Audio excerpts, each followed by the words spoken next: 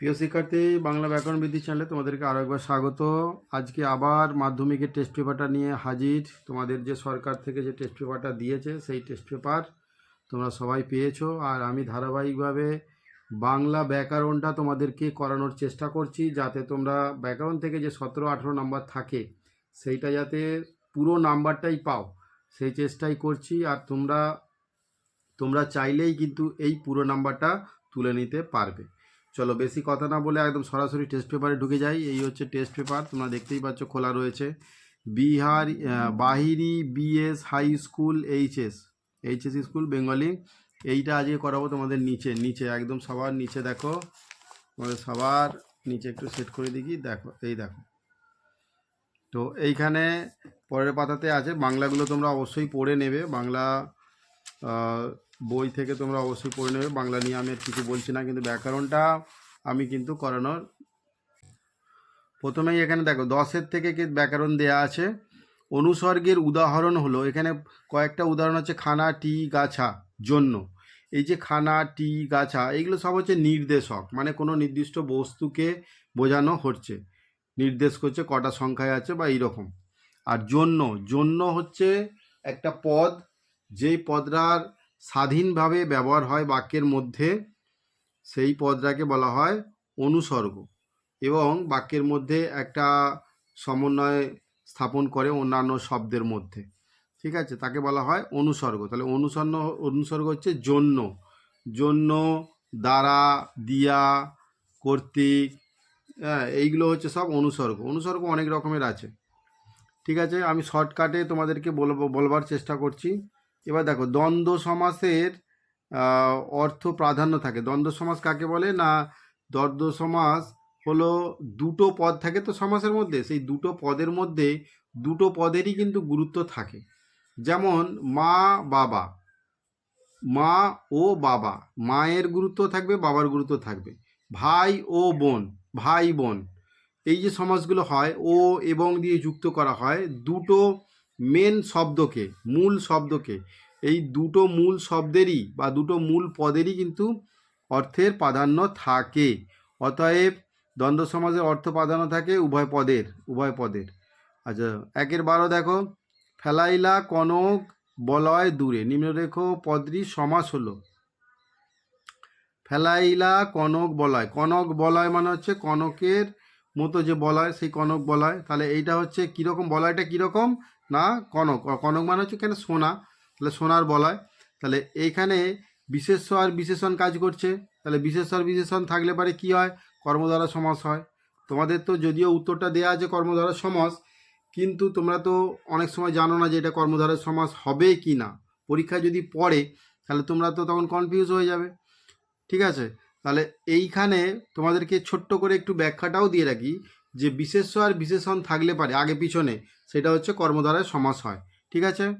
বাংলা ব্যাকরণে অকারকের সংখ্যা হলো 2টি। অকারক, কারক হচ্ছে 5টা 6টা 7টা থাকে, এবং অকারক হচ্ছে 2টি, যেটা হচ্ছে কারক নয়।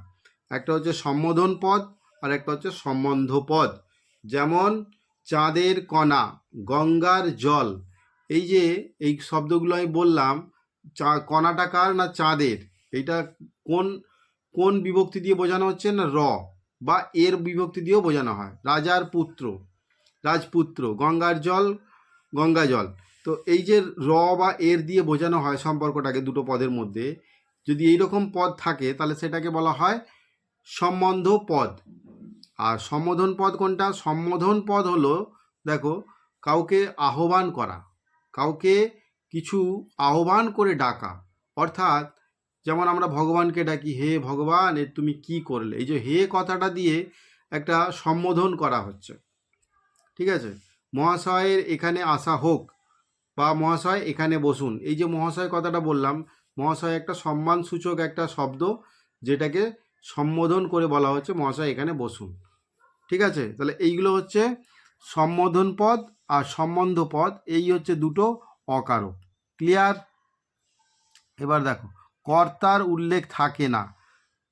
কর্তার উল্লেখ কোথায় থাকে না, কর্তৃবাচ্যে কর্মবাচ্যে, কর্তৃবাচ্য তো থাকেই, কারণ কর্তৃবাচ্য কর্তা নিজে ডাইরেক্ট কাজ করে।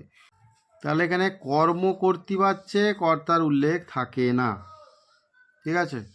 কর্মকর্তৃবাচ্য হচ্ছে যেখানে কর্মই কর্তা হিসাবে কাজ করে, সেটাকেই বলা হচ্ছে কর্মকর্তৃবাচ্য। যেমন ঘন্টা বাজছে, শাঁখ বাজছে, এগুলো সব হচ্ছে কর্ম। কারণ এখানে এই কর্মটা ছাড়া এই শাঁখ বা ঘন্টা এইটা একটা কর্ম। কি বাজছে না শাঁখ বাজছে, কি বাজছে না ঘন্টা বাজছে, কি দিয়ে প্রশ্ন করলে তো কর্ম পাওয়া যায়। তাহলে এই কর্মটা এই বাক্যের মধ্যে কর্মটাই রয়েছে, তাহলে কর্ম ছাড়া আর কোনো এখানে কর্তা খুঁজে পাওয়া যাচ্ছে না। তাহলে অর্থাৎ এই যে শাঁখ বাজছে বা ঘন্টা বাজছে এইগুলোকেই কর্তা হিসাবে ধরে নিতে হয়। ওই জন্য এই এই বাচ্যটাকে বলা হয় কর্মকর্তৃ বাচ্য। ঠিক আছে, কর্মকর্তৃ বাচ্য।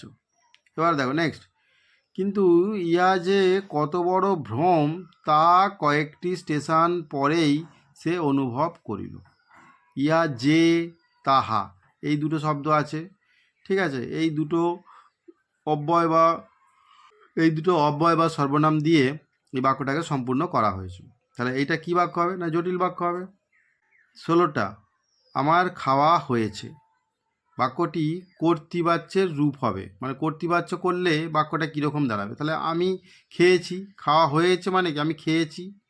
তাহলে খাচ্ছি হলে তো প্রেজেন্ট কন্টিনিউয়াস টেন্স হয়ে যাবে না। তাহলে আমার খাওয়া হচ্ছে, তাহলে সেটা হতো সেই রকম যদি বাক্য থাকে তাহলে আমি খাচ্ছি হতো। আর আমার খাওয়া হয়েছে মানে আমি জাস্ট খেয়ে উঠেছি বা আমার খাওয়া শেষ হয়েছে, তাহলে আমি খেয়েছি। তাহলে বাংলার এই দুর্দিনে আমাকে ত্যাগ করবেন না, বাংলার এই দুর্দিনে আমাকে ত্যাগ করবেন না কী ধরনের বাক্য, এটা হচ্ছে অনুজ্ঞাসূচক বাক্য। দেখো অনুজ্ঞাসূচক বাক্য হচ্ছে উপদেশ, আদেশ, অনুরোধ, এই সমস্ত যে ভাবগুলো এই অনুজ্ঞাসূচক বাক্যের মধ্যে থাকে। সেই জন্য প্রার্থনা, ইচ্ছা প্রকাশ করা, এইগুলো হচ্ছে সব অনুজ্ঞাসূচক বাক্য। ঠিক আছে, এই হলো তোমাদের শর্ট কোশ্চেন মাল্টিপল চয়েসের মধ্যে যে ব্যাকরণটা ওইটা হয়ে গেল। এইবারে দেখো এইদিকে আরেকটু ব্যাকরণ আছে, যেটা 2-এর 4, যে কোনো 8টি প্রশ্নের উত্তর দেয়। এখানে 8টা কিন্তু প্রশ্ন দেওয়া থাকে, বুঝতে পেরেছো। দেখো পেজ নাম্বার হচ্ছে 5, টেস্ট পেপারের পেজ নাম্বার হচ্ছে 5 আর 2-এর 4। প্রথমে 2-এর 4-এর একটা, একটি যোগ্যতাহীন বাক্যের উদাহরণ দাও। একটি যোগ্যতাহীন বাক্যের উদাহরণটা কীরকম হবে, বাক্য নির্মাণের দেখো 3টে শর্ত আছে। বাক্য নির্মাণের কয়টি শর্ত না 3টে, একটা হচ্ছে যোগ্যতা, একটা হচ্ছে আসক্তি, আর একটা হচ্ছে আকাঙ্ক্ষা। তো এই 3টে শর্ত, যোগ্যতা সেটা হচ্ছে বাক্য হবে, কর্তা থাকবে, কর্ম থাকবে, ক্রিয়াও থাকবে, কিন্তু সে বাক্যটা যোগ্যতা হারিয়ে যাবে। যদি বলি যে সূর্য পশ্চিম দিকে উঠে, তাহলে কথাটা কি ঠিক বললাম না ভুল বললাম, তাহলে কথাটা নিশ্চয়ই ভুল। তাহলে এই জন্যই বাক্যের যে যোগ্যতা সেটা কিন্তু হারাবে। ঠিক আছে, তাহলে যদি বলি ছেলেরা মাঠে উড়ছে, এই কথাটাও কিন্তু ভুল কথা। তো এখানে ছেলেরা মাঠে উঠছে বা সূর্য পশ্চিম দিকে উঠছে, বাক্য নির্মাণের যে গঠনটা ঠিকই আছে, কিন্তু কোথাও এর যোগ্যতাটা হারিয়েছে, কারণ ছেলেরা কখনো মাঠে উঠতে পারে না, আর সূর্য কোনোদিনও পশ্চিম দিকে উঠতে পারে না। অর্থাৎ এইটা হচ্ছে একটা যোগ্যতাহীন বাক্য। ক্লিয়ার। তির্যক বিভক্তি কাকে বলে, তির্যক বিভক্তি দেখো, তির্যক বিভক্তির আগেও বলেছি, তির্যক বিভক্তি এমন কিছু বিভক্তি আছে যেইগুলো মোটামুটি সব কারকের মধ্যেই ঘোরাফেরা করে, সেই বিভক্তিগুলোকেই তির্যক বিভক্তি বলে। যেমন দেখো ছুরিতে হাত কেটেছে, তাহলে এই কারকটা কি হবে, তাহলে ছুরিতে হাত কেটেছে মানে কি ছুরির দ্বারা তার হাতটা কেটে গেছে, তাই তো। তাহলে দ্বারা দিয়া কর্তৃ করলে তো করণ কারক হয়, তাহলে করণ কারকে তো তে বিভক্তি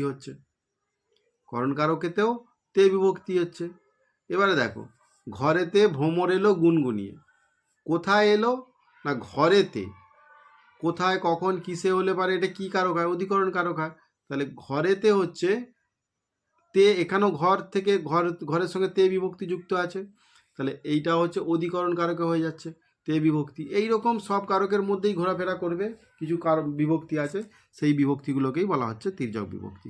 ক্লিয়ার। এবার দেখো মেধাবী ছাত্র সৌভিক অঙ্কটি করতে পারবে। বাক্যটিতে বিশেষ্য খণ্ড মানে দেখো যে বিশেষ্য খণ্ড মানে নামবাচক, আর ক্রিয়াখণ্ড মানে যে ক্রিয়া সম্পর্কিত যে অংশটা থাকবে সেটা হচ্ছে ক্রিয়াখণ্ড। এর বিশেষ্য খণ্ডটা তোমরা যদি উদ্দেশ্য আর বিধেয় করে থাকো, উদ্দেশ্য মানে কি, মানে যাকে উদ্দেশ্য করে কিছু বলা হবে, আর বিধেয় মানে কি, যেইটা উদ্দেশ্য সম্পর্কে যেটা বলা থাকবে। অর্থাৎ ছেলেটি খুব ভালো ফুটবল খেলে। কাকে উদ্দেশ্য করে বলা হচ্ছে না ছেলেটি, তাহলে ছেলেটি এই বাক্যের মধ্যে হচ্ছে উদ্দেশ্য। তার সম্বন্ধে কি বলা হচ্ছে না সে ভালো ফুটবল খেলে, তাহলে এইটা হচ্ছে বিধেয় অংশ। এবার এখানে বিশেষ্য খণ্ড তাহলে কোনটা, ওই যে উদ্দেশ্য অংশটাই এখানে কিন্তু বিশেষ্য খণ্ড। এখানে কি বলেছে না মেধাবী ছাত্র, যদি আমি সৌভিকটা কেটে দিই মেধাবী ছাত্র অঙ্কটি করতে পারবে, তাহলে এই মেধাবী ছাত্রটা তো হচ্ছে তার কর্তা হিসাবে কাজ করতো, তাহলে এই মেধাবী ছাত্রটা হচ্ছে তখন বিশেষ্য হতো। আর এখানে সৌভিক আছে, তাহলে মেধাবী ছাত্র সৌভিক, এইটাই হচ্ছে বিশেষ্য খণ্ড, নামবাচক খণ্ড, অঙ্কটি করতে পারবেন। এই বাকি অংশটা হচ্ছে তখন ক্রিয়াখণ্ডের মধ্যে পড়ে যাবে বা বিধেয় অংশের মধ্যে পড়ে যাবে। ক্লিয়ার? বৃষ্টিতে ধুয়ে দিল আমার পায়ের দাগ, এই যে বলেছিলাম বৃষ্টিতে ধুয়ে দিল, ছুরিতে কিসে হাত কেটেছে না ছুরিতে, ছুরির দ্বারা হাত কেটে গেছে। এবার বৃষ্টিতে ধুয়ে দিল আমার দাগ, আমার পায়ের দাগ, তাহলে আমার পায়ের দাগ কিসের দ্বারা ধুয়ে গেল না বৃষ্টির দ্বারা, বৃষ্টি যে হচ্ছে সেই বৃষ্টির জলের দ্বারা আমার পায়ের দাগ ধুয়ে দিল। তাহলে এইটার নিম্নরেখা পদ্ধতি কারক বিভক্তি করলে হবে করণ কারকে তে বিভক্তি, করণ কারকে তে বিভক্তি। ঈশাবের কাছে শুধু তার বাবা, ঈশবের কাছে ঈশবের আছে শুধু তার বাবা, না বাচক বাক্যে পরিণত করতে হবে। মানেটা আমাকে একই রাখতে হবে লাগভাগ, মানে মানেটা প্রায় একই রাখতে হবে, কিন্তু আমাকে বাক্যটাকে পরিবর্তন করতে হবে এবং সেটাকে না বাচক করতে হবে। তাহলে ঈশবের শুধু কে আছে না বাবা আছে, তাহলে আমি যদি বাক্যটা এরকম করে বলি যে ঈশবের মা নেই, যদি বলি ঈশবের মা নেই, তার মানে কি তার কে আছে, তাহলে বাবা আছে, তাহলে শুধু বাবা আছে, তাহলে ঈশবের মা নেই নাবাচক বাক্য হয়ে গেল, তার বিপরীত অর্থই হলো ঈশবের বাবা আছে। ক্লিয়ার হয়েছে? এরকমভাবে করতে হয়। কোন বাচ্চে কর্ম কর্তারূপে কাজ করবে, তাহলে কোন বাচ্চে না কর্ম করতে বাচ্চে, কর্ম করতে বাচ্চে কর্ম হচ্ছে কর্তা হিসাবে কাজ করে। এই যে বললাম যে ঘন্টা বাজছে, শাঁখ বাজছে, বাঁশি বাজছে, এইসব ব্যতিহার কর্তা। ব্যতিহার কর্তাটা কি না দুটো কর্তা থাকবে বা তিনটে কর্তা থাকবে, এই কর্তাগুলো একই কাজ একই ধরনের কাজ করবে, সেইগুলোকেই বলা হচ্ছে ব্যতিহার কর্তা। যেমন রাজায় রাজায় যুদ্ধ হচ্ছে, যুদ্ধ তো আর একা একই হয় না, কাজটা কি যুদ্ধ করা, তাহলে সেই যুদ্ধ করা কাজটা কারা কারা করছে না ওই দিকের একটা রাজা এই দিকের একটা রাজা, রাজায় রাজায় যুদ্ধ হচ্ছে। ঠিক আছে? মায়ে ঝিয়ে ঝগড়া করছে, তাহলে মায়ে ঝিয়ে মানে মা আর ঝিয়ে হচ্ছে মেয়ে, দুজনে মিলে কি করছে না দুজনে মিলে ঝগড়া করছে, একই কাজ করছে। তাহলে দুটো কর্তা যখন একই কাজ করবে তখন সেই দুটো কর্তাকেই বলা হয় ব্যতিহার কর্তা। বুঝে গেল? তারা আর স্বপ্ন দেখতে পারলো না, ভাব বাচ্চে রূপান্তর করো, তাদের আর স্বপ্ন দেখা হইল না, তাহলে ভাব বাচ্চ হলো তাদের আর স্বপ্ন দেখা হলো না, এটা হচ্ছে ভাব বাচ্চ। বুঝে গেল? শর্ত সাপেক্ষ বাক্যের অপর নাম কি? শর্ত সাপেক্ষ মানে হচ্ছে একটা শর্ত দেওয়া থাকবে, তার সাপেক্ষে তোমাকে আর একটা কিছু বলতে হবে বা করতে হবে। তাহলে যদি তুমি আসো তবেই আমি যাব, তাহলে এখানে একটা শর্ত দিল যদি তুমি আসো, শর্তটা কি যদি তুমি আসো তবেই আমি যাব নেমন্তন্ন বাড়িতে খেতে বা পুজো দেখতে। তো এইগুলো হচ্ছে শর্ত সাপেক্ষ বাক্য। তাহলে এর অপর নাম কি? তাহলে জটিল বাক্য। এই যে যদি তবে এগুলো তো সব হচ্ছে জটিল বাক্য হয়, তাহলে শর্ত সাপেক্ষ বাক্যের অপর নাম হচ্ছে জটিল বাক্য। এবার দেখো, হিংসার দ্বারা মহৎ কার্য সাধিত হয় না, কর্তৃবাচ্যে করতে হয়, মানে এখানে দেখো হিংসার দ্বারা মহৎ কাজ সম্পাদিত হয় না, তাহলে হিংসাটাকে কর্তা করতে হবে, তাহলে হিংসা মহৎ কাজ সম্পাদিত করতে পারে না, তাহলে হিংসা মহৎ কাজ সম্পাদিত করতে পারে না, এটা হবে কর্তৃবাচ্য। তাহলে ক্লিয়ার হলো? এইটা হচ্ছে তোমাদের একটা স্কুলের ব্যাকরণটা সেটা হয়ে গেল। এরপরে দেখো, আচ্ছা এরপরে ভিডিওটা বেশি লম্বা হয়ে যাবে, তা এই পর্যন্তই থাক, আবার পরের দিন পরেরটা করাবো। চলো আজকের মতো এই পর্যন্তই, থ্যাংক ইউ, ভালো থেকো।